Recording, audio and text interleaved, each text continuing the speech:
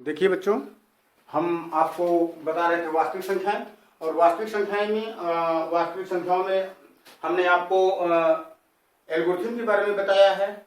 और अब अगला पॉइंट आपका है अंकगणित की आधारभूत प्रमेय। और अंकगणित की आधारभूत प्रमेय पर आपको ये एक्सरसाइज 1.2 मिलेगा, और एक्सरसाइज 1.2 में जितने भी क्वेश्चन आपको वो मिलेंगे सब इसी पर आधारित क्वेश्चन आपको मिलेंगे। अब आपको ये समझना होगा कि अंकगणित की आधारभूत प्रमेय क्या होती है। चूंकि पिछले वीडियो में हमने आपको बताया है कि अंकगणित आधारभूत प्रमेय क्या होता है, इस वीडियो में भी मैं आपको बता दे रहा हूं कि अंकगणित की आधारभूत प्रमेय क्या होता है। जैसा कि आप लोगों को, यदि आप लोग पिछला वीडियो देखे होंगे तो आप लोगों को पता होगा कि अंकगणित की आधारभूत प्रमेय किसी भी भाज्य संख्या को, ध्यान दीजिएगा हम लिख दे रहे हैं, किसी भी भाज्य संख्या को अभाज्य संख्याओं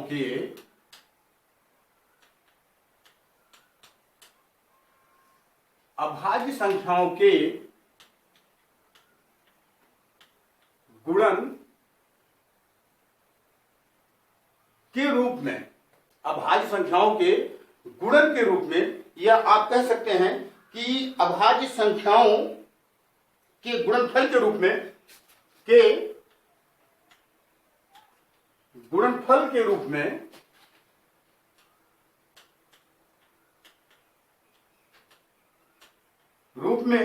गुणन खंडित किया जाता है, या गुणनफल के रूप में व्यक्त किया जा किसी भी भाज्य संख्या को अभाज्य संख्याओं के गुणनफल के रूप में गुणन खंडित किया जा सकता है, या व्यक्त किया जा सकता है, तथा यह गुणनखंड अभाज्य गुणनखंडों के आने वाले क्रम के बिना अद्वितीय होता है। किया जा सकता है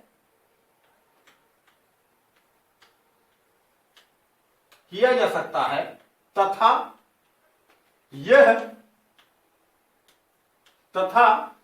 अभाज्य गुणनखंड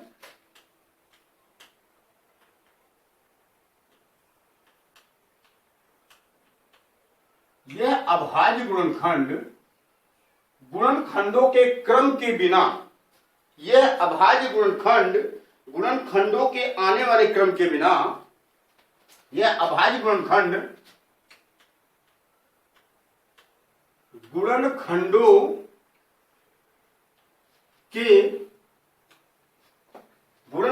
के क्रम, आप कह सकते हैं गुणनखंडों के आने वाले क्रम के बिना, आने वाले क्रम के बिना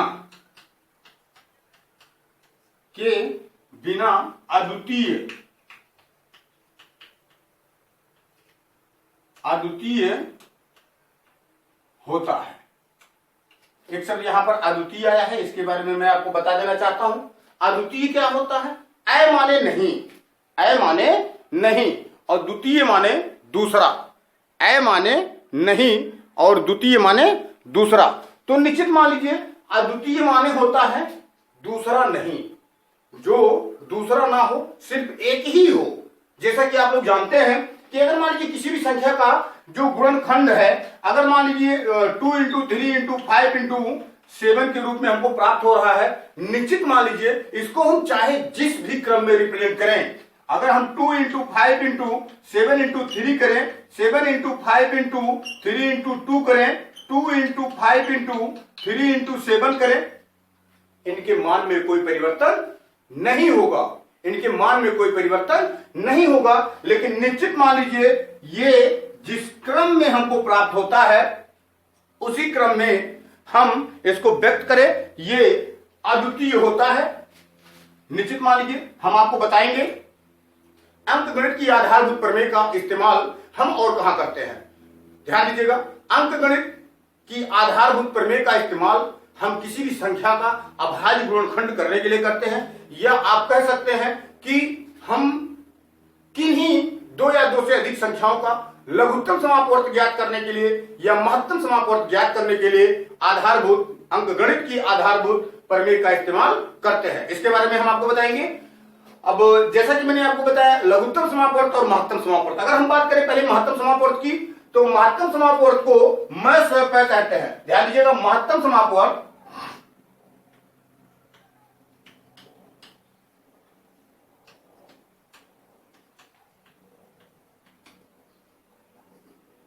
महत्तम समापवर्त ये आपका होता है HCF, इसको बोलते हैं हाईएस्ट कॉमन फैक्टर।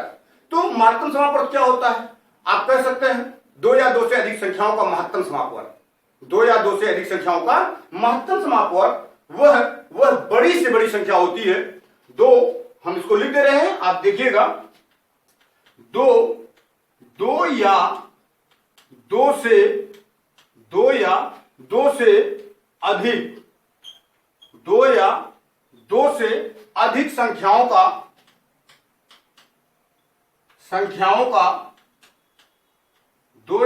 से अधिक संख्याओं का मैं से प यानी महत्तम समापवर्त, दो या दो से अधिक संख्याओं का मैं से प वह बड़ी से बड़ी संख्या होती है। वह बड़ी से बड़ी संख्या होती है जिससे दी गई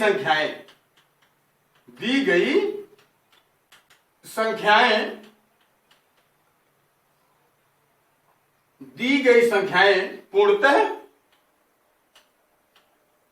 विभाज्य हो। पूर्णतः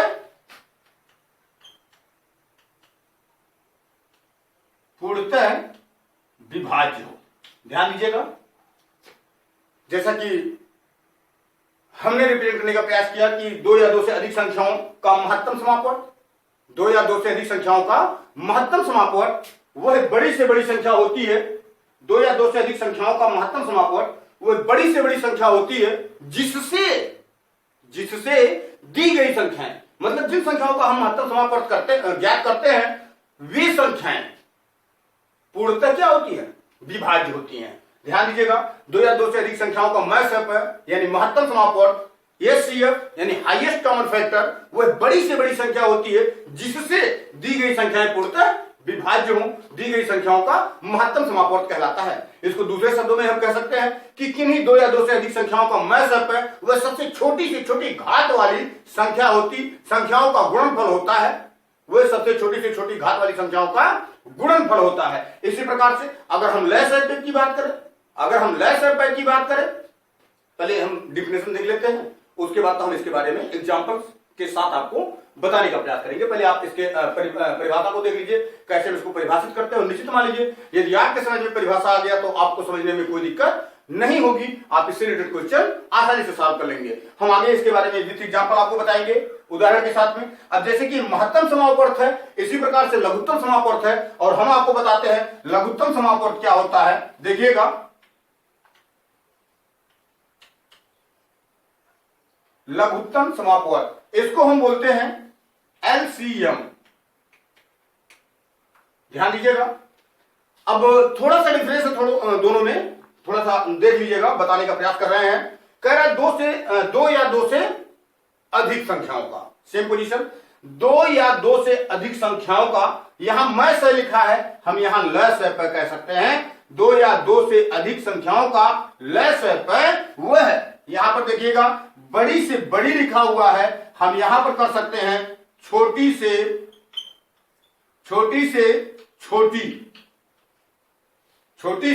छोटी संख्या। ध्यान दीजिएगा, दो या दो से अधिक संख्याओं का लय से प वह छोटी से छोटी संख्या, वह छोटी से छोटी संख्या होती है जो दी गई संख्याओं से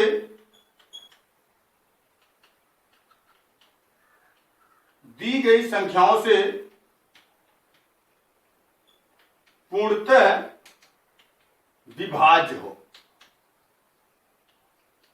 पूर्णतः विभाज्य हो।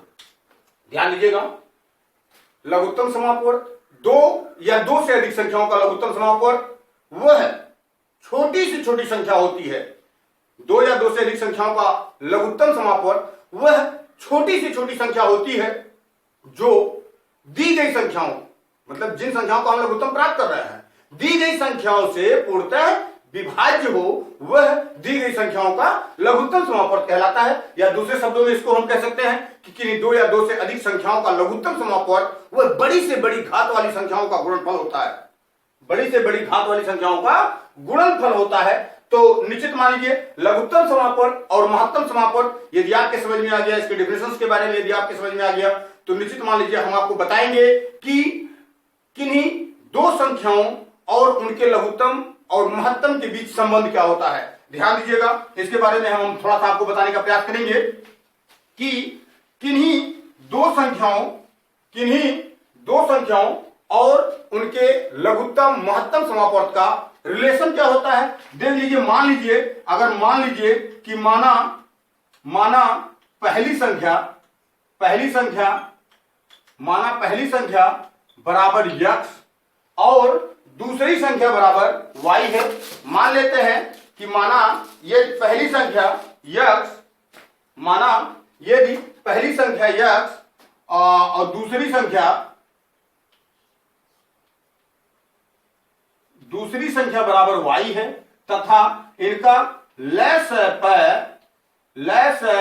यानी लघुत्तम समापवर्त L और मय यानी महत्तम समापवर्त h है। ठीक, तो हम रिलेशंस की बात कर रहे थे, हम संबंध की बात कर रहे थे। अब मान लीजिए हमको पहली संख्या दूसरी संख्या लय और मय इनका प्राप्त है, तो इनके बीच संबंध होता है। संबंध क्या होता है इसके बारे में हम आपको बताने का प्रयास करेंगे। यह होता है पहली संख्या गुणे दूसरी संख्या बराबर यल गुणे यच होता है। ये रिलेशन है, दोनों संख्याओं का गुणनफल बराबर होता है उन्हीं दोनों संख्याओं के लघुत्तम और महत्तम समापवर्त के गुणनफल के। समझ रहे हैं? तो अब ये रिलेशन होता है कि दो संख्याओं के लघुत्तम समापवर्त, महत्तम समापवर्त और दोनों संख्याओं के गुणनफल के बीच। ध्यान दीजिएगा, अगर पहली संख्या, दूसरी संख्या, एलसीएम, एचसीएफ इन चारों पॉइंटों में से कोई 3 पॉइंट हमको पता हो, अगर चौथा पॉइंट ना पता हो तो हम इसी की सहायता से उस चौथे पॉइंट को भी प्राप्त कर लेते हैं। इसके बारे में भी मैं आपको बता दे रहा हूं। जैसे मान लीजिए यदि हमको पहली संख्या प्राप्त करनी है, अगर हमको मान लीजिए पहली संख्या नहीं मालूम है, पहली संख्या हमको मान लीजिए नहीं मालूम है, अगर हमको पहली संख्या प्राप्त करनी है तो पहली संख्या बराबर क्या हो जाएगा, दूसरी संख्या यहां है, यहां गुणा हुआ है, दूसरी संख्या को हम दूसरे साइड पे क्या करते हैं, ट्रांसफर कर देते हैं। और जब दूसरी संख्या को दूसरे साइड पे ट्रांसफर करेंगे, यहां मल्टीपल हुआ है, जब दूसरे साइड में जाएगा तो क्या हो जाएगा, डिवीजन हो जाएगा। तो ये हो जाएगा यल गुणे एच बटे ये हो जाएगा दूसरी संख्या, यल गुणे एच बटे दूसरी संख्या। इसी प्रकार से यदि मान लीजिए आपको दूसरी संख्या प्राप्त करनी है, यदि आपको दूसरी संख्या प्राप्त करनी है तो क्या करते हैं, पहली संख्या को ट्रांसफर कर देते हैं। तो ये आपका हो जाएगा दूसरी संख्या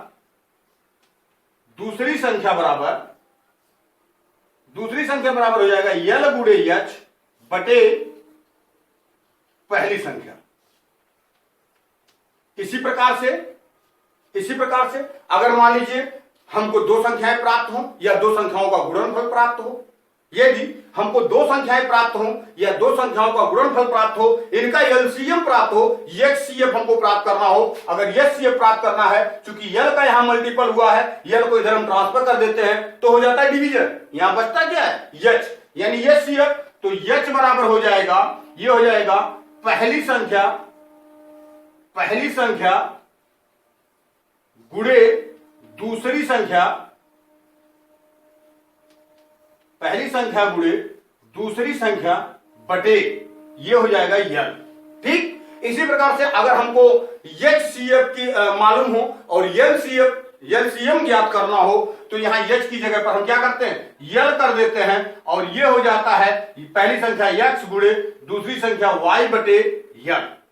ध्यान दीजिएगा, यहां पर हमने पहली संख्या को एक्स और दूसरी संख्या को वाई माना था, लघुत्तम समापवर्त को यल और महत्तम समापवर्त को एच माना था। तो इस प्रकार से अगर हम प्राप्त करते हैं तो हमको एलसीएम और एचसीएफ ये दोनों क्या होते हैं, प्राप्त हो जाते हैं। आगे हम आपको इससे रिलेटेड कुछ एग्जांपल्स बताएंगे, जैसे कि अंकगणित की आधारभूत प्रमेय पर हमने आपको बताया कि अभाज्य संख्याओं के रूप में व्यक्त करना। तो देखिएगा एक एग्जांपल हम लेते हैं कि किस तरीके से अंकगणित की आधारभूत प्रमेय का हम इस्तेमाल करते हैं। ध्यान दीजिएगा, एक एग्जांपल लेते हैं और उस एग्जांपल के माध्यम से हम आपको बताने का प्रयास करते हैं। जैसे मान लीजिए अगर कोई संख्या 216 दी गई है, 216 दी गई है, तो इसको हम क्या करते हैं, अभाज्य संख्याओं से गुणनखंडित करते हैं। देखिएगा सबसे छोटी अभाज्य संख्या होती है 2, सबसे छोटी अभाज्य संख्या क्या होती है 2। जब 2 से इसको हम विभाजित करते हैं तो यह हमको मिलता है 108। फिर 108 को हम देखते हैं सबसे छोटी अभाज्य संख्या कौन सी, किससे डिवाइड होगी, ये 2 से। फिर ये 2 से विभाज्य होगा, फिर यहां आएगा, ये आएगा 54, फिर 2 से विभाज्य होगा, फिर ये आएगा आपका कितना 27, ये 27 आएगा, फिर ये 3 से विभाज्य होगा, ये आएगा 9, फिर ये 3 से विभाज्य होगा, फिर ये आएगा 3 और फिर ये 3 से विभाज्य करेंगे तो ये आ जाएगा 1।